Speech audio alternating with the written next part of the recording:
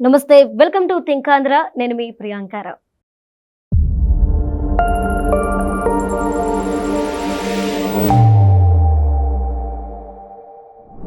India today ప్రతి 6 నెలలకు ఒకసారి మూడ్ ఆఫ్ ద నేషన్ అనే సర్వే నిర్వహిస్తుంది. ఈ సర్వే ఏంటి అంటే దేశంలో ఉన్న ఎవరైతే సీఎంలు ఉన్నారో వీళ్ళందరికీ కూడా ర్యాంకింగ్ ఇవ్వడం అనేది జరుగుద్ది. అది కూడా వాళ్ళ పనితీరుని బేస్ చేసుకొని. ఇందులో మన తెలుగు సీఎంలు ఎవరైతే ఉన్నారో చంద్రబాబు నాయుడు గారు, రేవంత్ రెడ్డి గారు.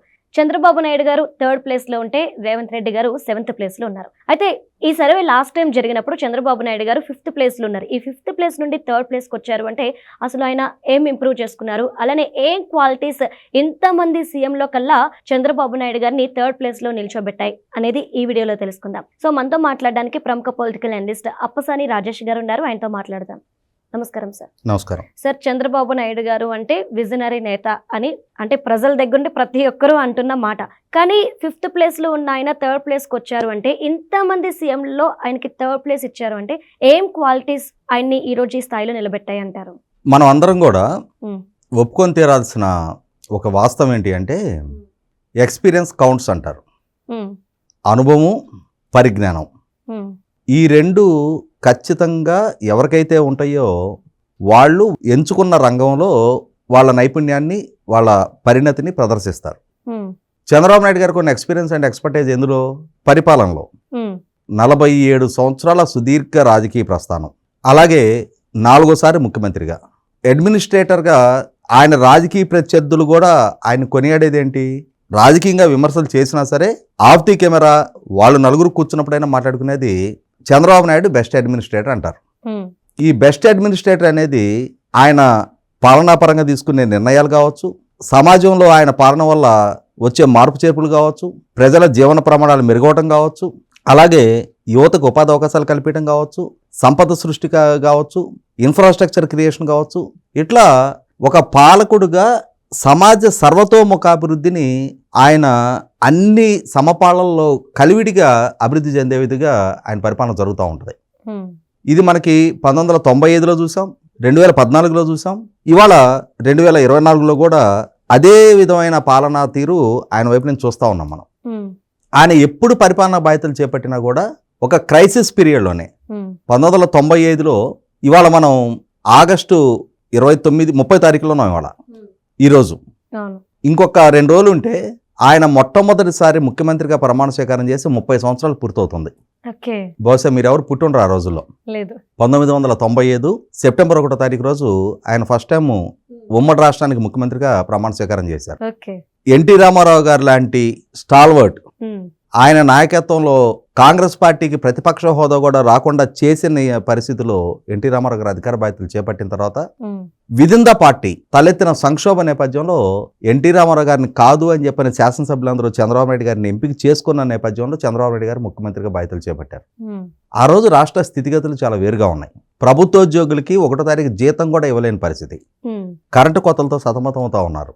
అటువంటి స్థితి నుంచి ఒకసారి పాలనా బాధ్యతలు చేపట్టిన తర్వాత తనదైన ముద్ర, పాలకుడంటే పరిపాలనని ప్రజలకు చేరువ చేయాలి అని చెప్పని ఎన్టీ రామారావు గారు రాజకీయాన్ని ప్రజలకు చేరువ చేశారు. చంద్రబాబు నాయుడు గారు పరిపాలనలో పారదర్శకత తీసుకొచ్చారు, అలాగే పాలనని ప్రజలకు చేరువ చేశారు. ప్రజల వద్దకు పాలన అని చెప్పని, అధికార వ్యవస్థ ప్రజలకు జవాబుదారీ అని చెప్పని, పౌర హక్కులు పొందడం అనేది ప్రజలకున్న హక్కు అని చెప్పని, అధికార వ్యవస్థ ప్రజలకు సంబంధించిన సమస్యలు ఒక స్టిపులేటెడ్ టైం బౌండ్లోగా పూర్తి చేయాలి అని చెప్పని ఒక సిటిజన్ చార్టర్ పెట్టడం, ఇట్లా మొదలుపెట్టి పాలకుడిగా ఆయన తీసుకొచ్చిన సంస్కరణలు, చేసిన అభివృద్ధి, నెలకొల్పిన సంస్థలు, సృష్టించిన ఉపాధి, దాని ద్వారా క్రియేట్ చేయబడ్డ సంపద, ప్రభుత్వానికి పెరిగిన ట్యాక్స్ రెవెన్యూస్, పాలకుడిగా ఆయన హయాంలో నిర్మించబడ్డ రోడ్డు రవాణా వ్యవస్థ, మెరుగైన ప్రజల జీవన ప్రమాణాలు, విద్యా ప్రమాణాలు, ఆరోగ్య ప్రమాణాలు, ఇవన్నీ సమాజం అనుభవిస్తూ ఉంది. ఇటువంటి పరిస్థితిలో మళ్ళీ తిరిగి 2024లో ఆయన 4వ దఫా ఈ రాష్ట్ర ముఖ్యమంత్రిగా బాధ్యతలు చేపట్టారు. ఆయన బాధ్యతలు చేపట్టే నాటికి కూడా రాష్ట్రం ఒక విధ్వంసకర పరిపాలన నుంచి బయటపడింది. అప్పుడే 5 సంవత్సరాల జగన్మోహన్ రెడ్డి పరిపాలన సృష్టించిన వ్యవస్థల విధ్వంసం, ఆర్థిక విధ్వంసం, రాష్ట్ర బ్రాండింగ్ దెబ్బతినటం, ఈ నేపథ్యంలో ఒక డ్యామేజ్ కంట్రోల్ చేయాల్సిన బాధ్యత, మళ్ళీ తిరిగి రాష్ట్రాన్ని పునర్నిర్మించాల్సిన బాధ్యత, రాష్ట్ర బ్రాండింగ్ని మళ్ళీ తిరిగి కాపాడాల్సిన బాధ్యత, రాష్ట్ర యువతకు ఉపాధి కల్పించాల్సిన బాధ్యత, ఉమ్, ఆర్థిక స్థితిగతులు మెరుగుపరచాల్సిన బాధ్యత, దక్షిణాదిలో అట్టడుగు స్థాయిలో ఉన్న ప్రజల పర్ క్యాపిటల్ ఇన్కమ్ కొనుగోలు శక్తిని పునరుద్ధరించాల్సిన బాధ్యత, ఇవన్నీ చంద్రబాబు నాయుడు గారి భుజస్కంధాల మీద పడిపోయినాయి. ఓకే. చంద్రబాబు నాయుడు గారు పదే పదే ఏం చెప్తారు? Every crisis creates an opportunity అని చెప్తారు ఆయన. ఉమ్, ఇటువంటి సంక్షోభ పరిస్థితిని కూడా ఆయన ఒక అవకాశంగా మలుచుకున్నారు. రాష్ట్రానికి ఉన్న వనరులేంటి, ఉమ్, అదే సందర్భంలో దేశవ్యాప్తంగా ప్రపంచవ్యాప్తంగా పారిశ్రామిక వర్గాల్లో తనకున్న పరిచయాలని పేరు ప్రఖ్యాతుల్ని సద్వినియోగం చేసుకుంటా ఇవాళ కేంద్ర ప్రభుత్వంలో రాష్ట్రంలో కూడా భారతీయ జనతా పార్టీ జనసేన కలిసి అలయన్స్గా అధికార భాగస్వాములుగా కొనసాగుతున్న నేపథ్యంలో కేంద్ర ప్రభుత్వంతో తనకున్న సఖ్యత నేపథ్యంలో కేంద్ర ప్రభుత్వ సహాయ సహకారాలు కూడా అందుకుంటూ రాష్ట్ర పునర్నిర్మాణానికి పూనుకున్నారు. ఉమ్, జగన్మోహన్ రెడ్డి గారి నుంచి చంద్రబాబు నాయుడు గారికి పరిపాలనా బాధ్యతలు అందే నాటికి 9,74,000 కోట్ల అప్పుల్లో రాష్ట్రం కొనారిల్లుతా ఉంది. కొన్ని సంవత్సరాల పాటు జగన్మోహన్ రెడ్డి గారు ప్రభుత్వోద్యోగులకి, రిటైర్ అయిన ఉద్యోగులకి 1వ తారీఖు రోజు జీతాలు ఇవ్వలేకపోయారు, రిటైర్ అయిన ఉద్యోగులకి పెన్షన్లు కూడా ఇవ్వలేకపోయారు. అటువంటి స్థితి నుంచి చంద్రబాబు నాయుడు గారి వల్ల టెన్షన్గా 1వ తారీఖు రోజు ప్రభుత్వోద్యోగులకు జీతాలు ఇస్తున్నారు, ఉమ్, రిటైర్ అయిన ప్రభుత్వోద్యోగులకి పెన్షన్ అందిస్తూ ఉన్నారు. సామాజిక పెన్షన్లు 1,000 రూపాయలు పెంచి టెన్షన్గా 1వ తారీఖు రోజు ఆ లబ్ధిదారుల ఇళ్లకు చేరుస్తూ ఉన్నారు. ఎన్నికలకు ముందు తాను చేసిన సంక్షేమ వాగ్దానాలు ఒక్కొక్కటిగా నెరవేరుస్తూ వస్తున్నారు. వీటికి తోడు 16,347 ప్రభుత్వ ఉపాధ్యాయ నియామకాలు ప్రక్రియ ముగింపు దశకు చేర్చారు.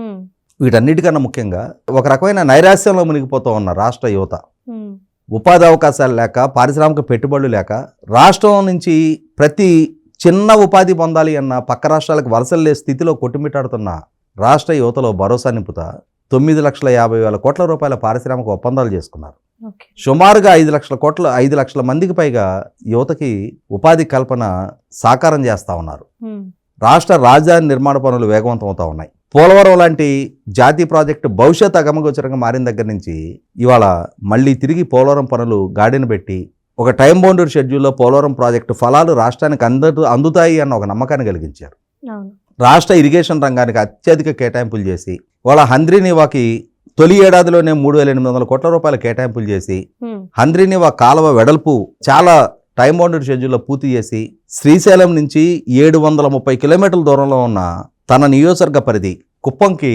ఇవాళ హంద్రీనివా నుంచి నీళ్లు తీసుకెళ్ళగలిగారు.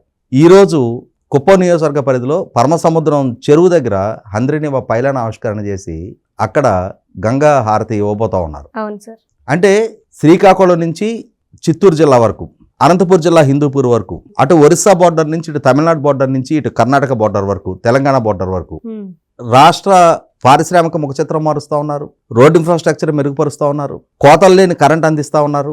ఉమ్, అదే సందర్భంలో యువతకి భవిష్యత్తు పట్ల ఆశలు చిగురింపించేలాగా చేయగలుగుతా ఉన్నారు. వీటికి తోడు గంజాయి క్యాపిటల్గా మారిన రాష్ట్రంలో ఉమ్, ఇవాళ ఈగల్ అనే ఒక ప్రత్యేక వ్యవస్థ తీసుకొచ్చి గంజాయి శాశ్వతంగా రాష్ట్రం నుంచి నిర్మూలించే ప్రక్రియ కొనసాగిస్తూ ఉన్నారు. అలాగే జగన్మోహన్ రెడ్డి గారి కాలం నాటి కంటామినేటెడ్ లిక్కర్ అనే చెప్పుకోవాలి దాన్ని. ఆ లిక్కర్ బ్రాండ్ల మొత్తాన్ని ఉపసంహరించి గతంలో అందుబాటులో ఉన్న బ్రాండ్లని అందుబాటులోకి తీసుకొచ్చారు.